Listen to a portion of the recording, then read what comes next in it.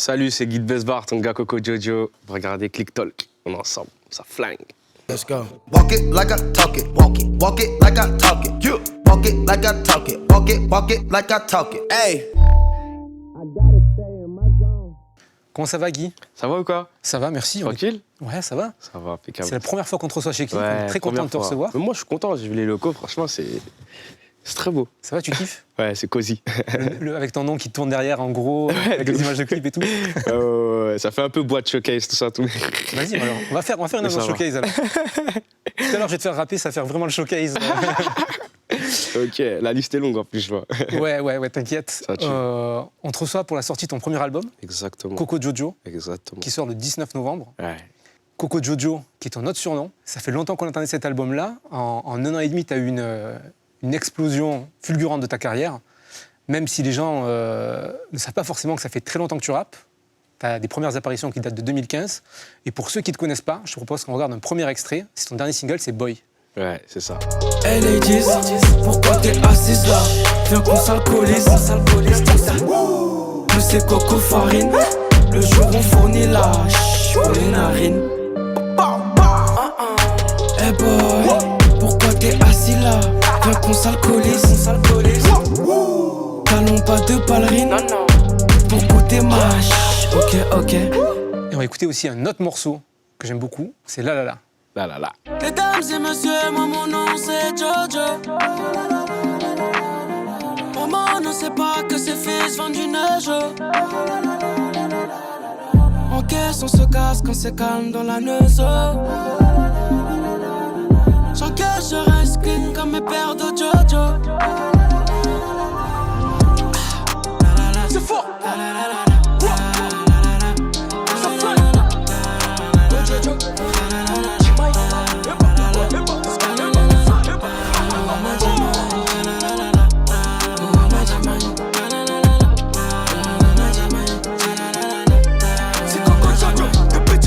Alors, si je dis pas de bêtises, tu as 23 ans, C'est ça. donc tu es très jeune. Et pourtant, moi, ce que je trouve qui est frappant dans ta musique, dans ta façon de rapper, c'est qu'on sent que tu es très contemporain et en même temps, tu es aussi un mec à l'ancienne. Fort. Donc, je vais te faire écouter un morceau et tu vas me dire ce que ça t'évoque. Picture me rolling in my 500 Benz. I got no love for these niggas. There's no need to be friends. They got me under surveillance. I swear somebody can tell it. No, there's no being sold. But I ain't the one selling. Don't wanna be another number. I got a fucking gang of weed to keep me going under. The federalists wanna see me dead. Niggas put prices on my head. Now I got 2 rock dollars by my bed. I feed them lead. Qu'est-ce que ça représente pour toi, Tupac, et ce morceau? Tupac, c'est mon meilleur rappeur depuis que je suis tout petit. Mes cousins, ils écoutaient beaucoup de Pac. Ils m'ont fait comprendre que Pac, c'était quelqu'un de légendaire. C'était le premier artiste que j'ai connu qui était déjà mort. T'as capté? Et non, moi, j'ai kiffé Tupac parce que c'était tout un état d'esprit. La manière dont il écrivait ses titres, ce qu'il faisait, ce qu'il lançait comme message. C'est plein de trucs que j'ai accrochés. Le caractère aussi, tu vois. Beaucoup de charisme, je trouve, Tupac. Et Pac, c'est notre G. Pac, c'est Pac for life, frérot, tu vois. Il fait partie de ceux qui m'ont mis dans le rap, tu vois. Pac, j'ai beaucoup kiffé. Et ça se voit, ça se ressent, parce que je trouve que tu as un point commun avec Tupac. Je te souhaite d'avoir autant de succès et une carrière beaucoup plus longue. Mais je sens dans l'énergie, dans la spontanéité et dans le fait de fédérer les gens autour de lui. C'est ça. Fort. Je pense, ça me fait plaisir, merci du compliment. Ouais, je pense que j'ai ce petit côté fédérateur que Pac avait, tu vois, quand il rassemble les petits dans les clips, etc., qu'il n'a pas un discours que gang, Ouais. il n'est pas là que pour faire la guerre, tu vois, les gens l'aiment bien, etc. Je pense que ce côté-là, c'est un des côtés que je travaille beaucoup, tu vois, parce que, en vrai, je le fais pas je le fais pas en calculant, tu vois, mais c'est un point que j'aimerais bien appuyer, tu vois, pour toujours dans ma carrière de rap. Musicalement, en tout cas, tu appuies un peu...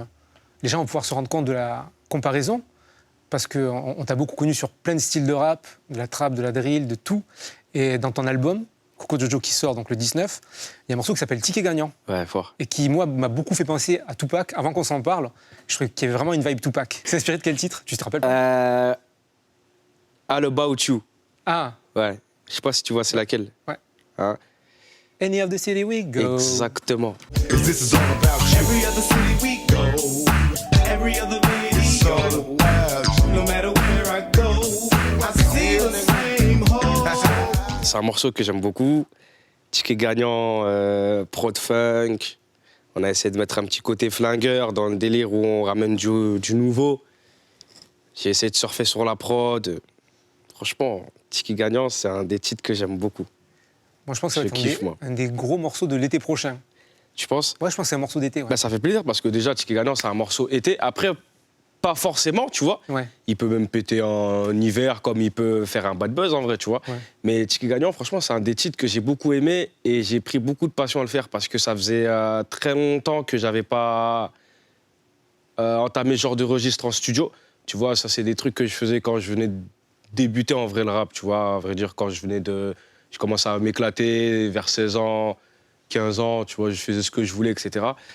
Aujourd'hui, j'ai une ligne directive assez précise, mais le fait de faire Ticket gagnant, ça m'a fait plaisir même au studio de voir que j'arrivais encore à surfer dans ce genre de vibes, tu vois. Non, mais Après, c'est le public qui juge. Hein. Non, mais ça fonctionne bien. Et puis, au milieu de ton album, je trouve que ça reste cohérent. C'est Ouais, pas un truc bizarre. Fort. Comme je t'ai dit, on a essayé de garder le côté flingueur dans le délire où on essaye de viser la cahier comme les meufs, comme tu vois ce que je veux dire, on reste dans les codes, tu vois. C'est ça, Ticket gagnant. Les gens l'ont compris dans ton pseudo, tu viens de Barbès. C'est ça. Tu as parlé de tes débuts, tu as parlé de comment tu rappais à 15-16 ans. Et il y a des gens qui ont été importants dans ton parcours. C'est ça. C'est la Secret Connection. Ouais, Secret Connection, ils ont fait partie de ceux qui m'ont mis dans le bain, dans ma carrière de rap. Et d'ailleurs, même plus tôt que 15-16 ans, tu vois. Ouais. Quand j'étais plus jeune, je me rappelle qu'on avait des trous dans les associations, dans les locales, loisirs, etc. On courait aller voir la Secret, tu vois, on sonnait chez Moclès, on sonnait chez Ahmed Koma. Ouais, tac, ouais, on veut rapper, tac, il nous donnait des thèmes, ouais, demain, rapper sur ça, tatati patata. Quel genre de thème c'était? Je me rappelle, Moclès, il m'avait fait une feuille, il m'avait donné 3 thèmes. Je crois que c'était la tristesse et 2 autres sujets, tu vois. Et nous, c'était à nous de rédiger et de... Après, je trouvais ça spécial parce que, t'as vu, quand t'es un peu plus jeune, t'es innocent. Ouais. Dans le délire où tu sais même pas ce que c'est vraiment la trahison, tu sais même pas ce que c'est... vraiment la fête, tu sais pas, tu vois, t'es un peu perdu dans ta tête, tu vois. Mais ouais, ça m'a beaucoup aidé parce que j'ai voulu connaître les choses de grand très tôt. Tu vois, je voulais savoir la profondeur, ce que c'était, tu vois. Et quand t'es petit, t'écoutes la Scred, tu vois, c'est pas forcément tous tes gars qui seront dans cette directive-là, tu vois. Bon, ouais, ça reste best bar, tu vois, dans le truc où il faut écouter. Mais les références que j'avais... Les sons que j'aimais, que j'appréciais chez la Scred, c'était pas forcément ceux que mes potes ils allaient écouter, tu vois. Alors pour ceux qui de la génération actuelle qui connaissent pas forcément la Scred c'est un collectif qui a été fondé à la base par Fab, si je dis pas de bêtises, avec Ahmed, Moclès, Ouais, c'est ça. Haroun, etc. Haroun. Et Mourad. qui avait Mourad, on les dédicace tous. Fort. C'est un très grand groupe de l'histoire du rap français, très caractérisé par des textes super écrits, qui étaient aussi très forts en freestyle, mais c'était vraiment des gens qui avaient des textes très conscients. Pote, c'est parti, pas de rime à bas prix, même si Secret Connection, c'est le groupe qui habite à côté de Tati. On sera un jour les 4 MC alias Caridas, en survêt Adidas, connu de Barbès à Las Vegas. Alors, on ne peut pas dire que tu fasses des textes engagés, textes conscients, mais on sent que tu es quand même, dans les rappeurs actuels, tu écris beaucoup plus et tu es beaucoup plus technique que la majorité des rappeurs actuels. Et moi, ce que je trouve intéressant dans ton rap, c'est qu'on sent qu'il y a ce côté-là, et en même temps, dans cette école de la Scred, qui est vraiment l'écriture, le freestyle, le live, toi, on sent que tu as aussi écouté plein d'autres styles de rap. Fort. Et que tu as développé beaucoup de techniques aussi en studio. Quand les gens vont écouter ton album, ils vont se rendre compte des choses qu'on a déjà entendues dans tes morceaux, mais il y a un énorme travail sur les voix, sur les pistes, sur les gimmicks, sur les adlibs, sur comment les choses se répondent. Comment toi, tu as travaillé tout ça? Le travail en studio, les voix?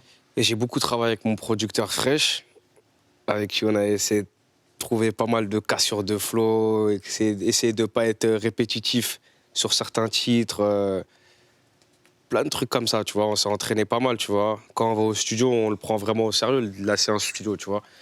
Ça veut dire que demain, je peux arriver en studio, en cabine, avec une prod super simple, mais on va tout faire pour que ça reste fluide, mais très travaillé. Dans le délire où il ne faut pas que ça soit répétitif, il ne faut pas qu'on entende les mêmes gimmicks, faut pas qu'on... Tu vois, on trouve des placements, on trouve des flows, tu vois. Je trouve qu'on travaille pas mal dans ça. Mais c'est vrai que comme j'ai des références Quinry assez où les rappeurs, ils avaient vraiment comme talent d'être techniques, tu vois, comme des Jay-Z, des Fabulous. Dipset, etc. Moi, c'était Fabulous que les gens... Fab, etc. Ben, moi, comme j'avais eux comme référence, je le retransmets à travers mes sons, tu vois. Des fois, je plaçais des petites gimmicks, mais c'est peut-être pour l'image aussi, la gimmick, tu vois. C'est juste pour rendre le délire un peu stylé, tu vois. Ouais. Non, mais sinon, après, c'est rien, c'est que du travail, c'est que de l'entraînement. On teste aussi nos délires à nous, tu vois. On fait pas forcément ce qui a été déjà fait, tu vois. C'est des trucs qu'on essaye, qu'on teste, ça passe. Tant mieux, hein. Tu viens de parler d'entraînement et de technique. C'est des mots qui s'appliquent aussi beaucoup à un autre domaine dans lequel tu as été très bon. C'est le football. Parce qu'avant de faire du rap, tu as fait du football à un niveau assez sérieux. Tu avais été recruté par le Paris FC, par le Red Star. Est-ce que tu peux me dire ce que représente pour toi l'image qui vient d'apparaître ici? Est-ce que tu reconnais ce personnage? Bien sûr. Alors c'est marrant parce que dans un de tes premiers morceaux, tu le cites, Ouais. dans Jungle numéro 1, dans la Jungle numéro 1, je crois que tu en parles. J'ai claqué le game et my man, c'est ça que j'aime. Tiens, Lucarne, Marc Landers. Et dans l'album Coco Jojo, il y a aussi un morceau dans lequel il apparaît dans le refrain. C'est Mark Landers. Ouais, c'est ça, exactement. C'est qui Mark Landers pour toi? Mark Landers, je le regardais dans Olivier Tom. Je te dis la vérité, pour de vrai. Moi, j'ai kiffé Olivier Tom, je regardais beaucoup. Mais ce que je kiffais dans Mark Landers, c'était que c'était un méchant déjà. Et qu'il avait un débardeur, tout simplement. Il était costaud, il était puissant, c'est tout, tu vois. Bah, après, c'est le blast que j'aimais bien, en vrai, tu vois. Mais ouais, Mark Landers, c'est lui, exactement. Mais c'est marrant parce que j'ai vu un documentaire de Yard où ils t'ont suivi à la canne de Barbès.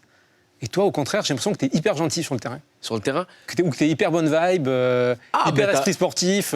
T'es plus Olivier Hatton, quoi. Ah, t'as pas tout vu, Moi, je suis quelqu'un qui m'énerve beaucoup sur le terrain. D'accord. J'ai toujours eu ce côté mauvais perdant. Bah, je trouve que je l'ai moins, tu vois, vu que j'ai plus l'esprit compétitif comme avant, tu vois. Ouais. Mais ouais, non, moi, j'ai toujours été têtu un peu sur le terrain. J'ai toujours eu cette rage de vaincre. J'ai toujours eu envie de gagner. Je suis un très, très mauvais perdant. Après, je sais pas si ça peut t'aider dans le délire où on regarde l'image de Mark Landers, tu vois. Mais mon comportement sur le terrain, il a beaucoup joué aussi sur ma carrière, tu vois. Je pense que si j'aurais été un peu plus concentré plutôt qu'énervé, ça m'aurait aidé. D'accord. Ça m'aurait aidé, je pense. C'est quoi le plus beau but que t'es mis? Le plus beau but que j'ai mis, bah, je vais te dire l'un des plus beaux, parce que j'ai plus les rêves comme ça, tu vois. Vu que j'ai joué offensif dans ma vie, j'ai mis quand même pas mal de buts. Tu connais. Mais il y en a un que j'ai mis à la canne de mon quartier, et t'es beau. C'est le ciseau... T'es bon. On a vu une vidéo Snapchat, toi, dans un clip, il y a un passage où tu fais... C'est ça, fort. Il est Je l'ai mis pour foutre le seum à mes gars. Ouais, j'ai mis un ciseau. Contre le Mali, on fait un tournoi, la CAN, qui a été fait par des bons frérots à moi, des membres de mon équipe. On est en demi-finale. Le match, il est plutôt serré. Deuxième mi-temps, ça commence à s'élargir un peu. On commence à prendre un peu d'ampleur sur le terrain. Après, bien évidemment, ton gars Jojo, R9, reprise de volée. Il y avait combien au score au moment où tu me marques? Au moment où je marque, je crois qu'on est déjà à 4-2. Hein. On est déjà à 4-2 ou 5-2, je sais plus. Je mets une reprise. En fait, tu vois, moi, ce que j'ai plus kiffé, c'est les gens en feu. Les supporters, ils étaient en feu. Tu vois, c'était les mecs de chez moi, ils étaient en feu. Tu vois, c'était beau à voir, tu vois. Remontada, on perdait, là, on mène 4-2, je mets une reprise. C'est beau, tu vois. Comme Zlatan, tu mets des buts qui... Juste, ça enfonce le clou. Tu sais que c'est... Mais je vais te dire rien, tu sais que moi, j'avais jamais mis de reprise dans ma vie. Ah ouais? Alors, franchement, il faut que tu remercies le mec qui filmait parce que... T'as vu comment il a filmé? Elle est hyper bien filmée. Dans plusieurs angles en plus. Hein. Ah j'ai des vidéos où je suis vraiment de face, paf, et j'en ai où je suis de dos, t'as capté? Et c'est encore plus stylé quand tu vois ma jambe, etc. Non, franchement, méchant. Ouais, c'est un moment que j'ai beaucoup kiffé, un moment qui m'a beaucoup plu. C'était très fédérateur, les gens étaient contents, même au final on a gagné, mais les deux équipes étaient contents, on s'est félicités, on s'est chambrés pendant pas mal de temps. Et justement, là, depuis la fin du confinement, j'ai vu que tu avais repris les concerts. Et la question que je me demandais, et que je demande toujours aux gens qui font à la fois qui ont fait de la musique et qui ont fait du foot, c'est quoi les différences de sensations quand on fait un concert et quand on fait un match? Qu'est-ce qui est le plus kiffant? Ce qui est plus kiffant, bah, d'un côté égoïste, c'est qu'en concert ou en showcase, les gens écrivent pour toi. Et dans une équipe, au foot, les gens écrivent pour tout le monde, en vrai, tu vois. Après, il y a toujours une star de l'équipe, etc., tu vois. Bon, en général, c'est toute l'équipe. Mais en concert, c'est vrai que les gens, ils sont là, ils viennent pour toi, veulent voir ta gueule à toi, ils te snappent toi, tu vois, t'es les yeux tirés vers toi, tu vois. C'est plus ça la différence, moi, je te dis. On va revenir sur ton album Coco Jojo. J'aimerais qu'on parle un peu de la pochette qui a été réalisée par notre ami Fifou. Fort. Donc sur la pochette, on voit, c'est inspiré d'un magazine de mode. Moi, ça m'a fait penser à un magazine américain qui s'appelle Complex, notamment dans la typo du C et du O. Dans ton album, tu parles beaucoup de marques de luxe, surtout italiennes. On t'a vu aussi récemment à un showcase avec Virgil Abloh, Fort. qui est directeur des créations chez Louis Vuitton. Est-ce que tu as des plans dans la mode? Ah ouais, tes questions, elles sont... Ça fusille. Des plans dans la mode, pour l'instant, mon équipe se concentre pas forcément dessus, tu vois, on est plus sur la sortie de l'album, tout ce qui est faire des sons pour les albums d'autres artistes qui en évolution, comme déjà connus, etc. On est plus dans le travail musical, tu vois, je te dirais. Peut-être que ça va venir plus tard, tu vois. Mais pour l'instant, on flingue à notre manière, on fait avec les moyens du bord, tu vois. Mais ouais, non, j'ai des plans dans la mode. Tu viens de dire ça flingue. T'es proche de notre artiste qui s'appelle Gazo, Ouais, fort. qui dit ça flingue aussi beaucoup. Ouais. La dernière fois que Gazo est venu, on lui a fait un jeu, on lui dit tu vas nous dire si ça flingue ou si ça flingue pas. Je vais te proposer la même chose. Chaud, avec plaisir. Les filles en ballerine. Ça flingue pas. Pourquoi? Parce que, je sais pas, les ballerines, c'est à l'ancienne, tu vois. C'est à l'ancienne. Après, t'as dit, je juge pas. Mais je trouve juste que de nos jours, chez les jeunes, ça flingue pas, tu vois. Ouais, On peut mettre des claquettes easy, tu vois. C'est technique, les claquettes easy. Ouais, c'est vrai que c'est technique, mais c'est simple. Notorious Big. Ça flingue. Les opinels géants. Ça flingue. Les tout petits chiens. Ça flingue. Parce que ouais, dans tes clips, depuis le début de ta carrière, tu fais les choses à l'envers des gens, c'est-à-dire que chez toi, les chiens sont tout petits et les couteaux, ils mesurent 1 mètre. Tu sais que j'avais pensé à ça, c'est pas mal. Ouais, mais c'est vrai que... Et t'as même fait du jet ski, mais sur une piste automobile. Ouais, c'est vrai, c'est vrai. Bon, attends, on va répondre à un petit tas. Alors, les bébés chiens, c'est des trucs que je trouve tout simplement mignons dans la cahier, tu vois, dans des cahiers méchantes comme les miennes, tu vois. Je trouve qu'un bébé chien, c'est mignon, ça passe bien à l'image, ça fait beau gosse, c'est beau, tu vois. J'en avais un à 16 ans dans le clip annoncé terrible, j'avais un petit bébé rot, ça passait bien, tu vois, les gens, ils ont kiffé. J'ai accroché ce délire, tu vois, je trouvais ça sympa, tu vois. C'est des gimmicks visuels, tout comme t'as des gimmicks Ouais, musicaux, t'as des gimmicks visuels qui reviennent dans ton Ouais, délire, ça fait partie de mes gimmicks visuels, tu vois, comme les bandeaux que je mets souvent dans mes clips, etc. Et ben les bébés chiens, c'est un truc ouais, j'ai toujours kiffé. J'ai toujours kiffé avoir un chien sur moi, je sais pas pourquoi. Est-ce que tu kiffes Walt Disney? J'aime bien. Est-ce qu'on peut se parler d'une photo qui va apparaître à l'écran? Allez.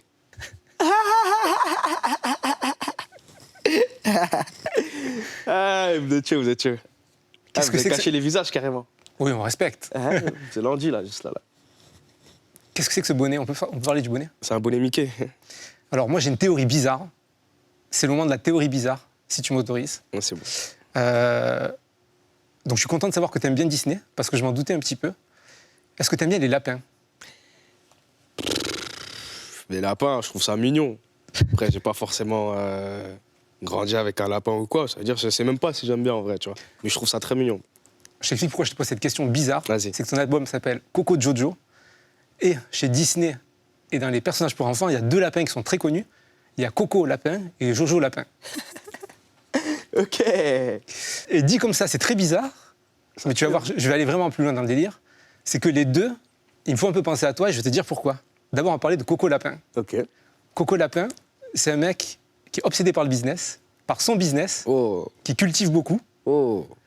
Et pour lui, ce qui est le plus important, c'est d'être carré dans son business et faire en sorte que tout aille bien dans ses affaires. Ok. Est-ce que ça te ressemble? C'est un lapin qui vit ça. C'est un lapin qui a un petit jardin et il Un kiffe lapin ses qui est dans le carottes et ses business. Ouais. Bah ouais, ça me ressent. Je me ressens dedans, tu vois. Moi, je suis un mec droit dans mes baskets, carré dans tout ce qui est travail, tu vois. D'où le côté business. Et ouais, si ça peut faire référence à Coco Lapin. Et Jojo Un Lapin. mood Et alors, fort. maintenant, je vais parler de Jojo Lapin. Vas-y. Jojo Lapin, lui, il habite dans la forêt, Ok. un peu la jungle.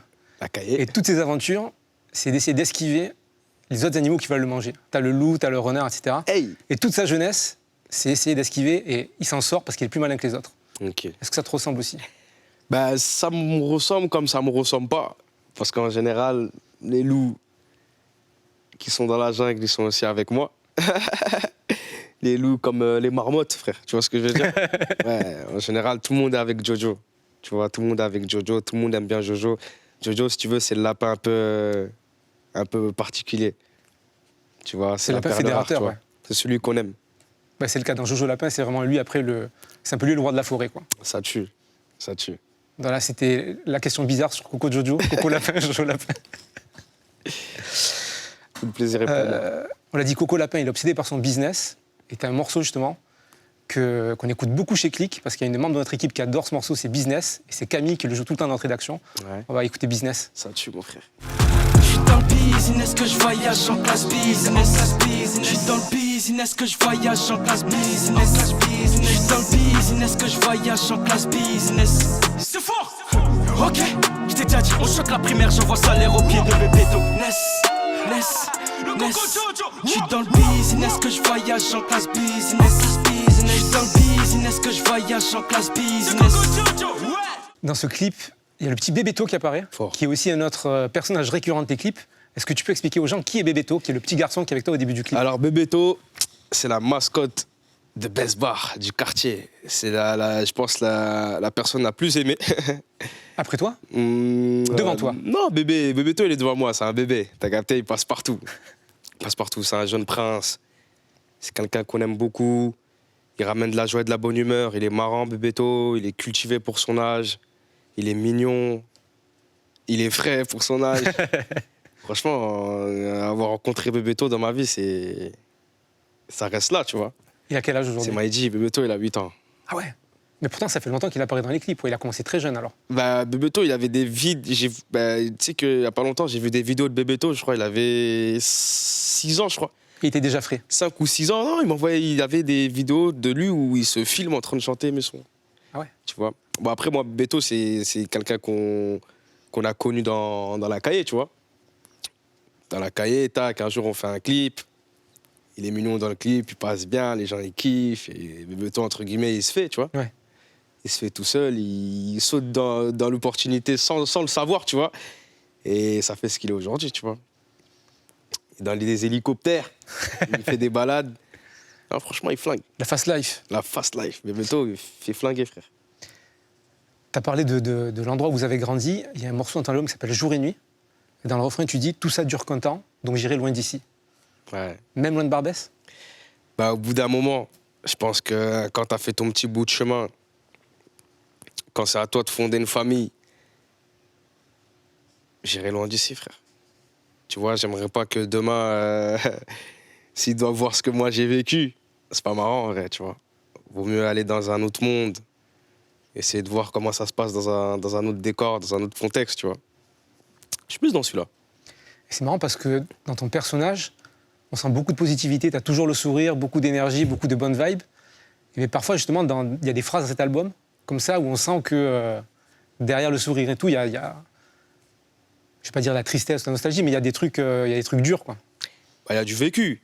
Après, de la tristesse, on s'en sert comme force et on garde le sourire malgré tout devant qui que ce soit, tu vois. Mais ouais, il y a beaucoup d'énergie. Il y a beaucoup d'énergie, il y a beaucoup de bonne humeur aussi. Mais c'est vrai qu'il y a du vécu. Il y a du vécu. Je dirais pas de la tristesse ou des moments difficiles. Il y a du vécu parce que je m'en sers toujours dans le bon. Dans le bon, je prends toujours le bon côté des choses et t'as vu, c'est ce qui fait aujourd'hui que je suis là. C'est tout. Dans le morceau Shooter, tu dis « J'écoute ma playlist de OG Ouais. ». Qu'est-ce que c'est les morceaux que tu écoutes? Les morceaux que j'écoute. Qu'est-ce que tu peux partager avec nous de ta playlist? Là, tout de suite, là? Ouais, ou de toutes les époques, je sais pas, dans ta playlist de OG, c'est... Ouais, je t'aurais dit... Laisse-moi réfléchir. Ouais, je t'aurais dit Lost One de Jay-Z. You lost one. Let go to get one. Lose some to win You some. lost Story of a champion. Story of a champion. Ça, c'est un morceau de OG pour moi. Ouais, je vois. Ouais, comme il fait un peu frais en ce moment, avec le petit 4x4, là. Comme ça seulement, tu vois. Ouais, Jay-Z, fort. Le OG des OG. Lui, c'est le vrai. Ouais, il fait partie des OG, en tout cas. Au tout début de l'interview, tu as dit que ça avait une ambiance un peu showcase, etc. Ouais, Est-ce que tu serais chaud pour me faire un couplet? bien sûr. Bien sûr. On m'a dit que c'était chaud sur 404. 404. C'est ton gars Coco Jojo 404, je sais qu'ils m'aiment pas mais je me garde devant eux, c'est fils d'eux, flingueurs sur Champs-Élysées qu'on squatte. Depuis qu'on est là, pas de flop-flop, j'envoie texto, rejoins resto, je garde la Tesla, je fume un joint couleur pesto. Et hop, hop, hop, majeur en l'air comme ses jambes. Fuck les cops, en pétard, en pétard, en pétard, en pétard, comme Ivar le désossé, avec que des OG qu'on s'associe. Guy, merci beaucoup. Ça tue mon frérot. Mortel. On est ensemble. Ça flingue. Ça flingue, c'est fort. L'album Coco Jojo est dans les bacs. C'est ça, Le exactement. 19 novembre. Tu reviens quand tu veux. Merci beaucoup. Ça tue mon frère. Let's go. Walk it like I talk it. Walk it. Walk it like I talk it. You. Walk it like I talk it. Walk it like I talk it. Hey.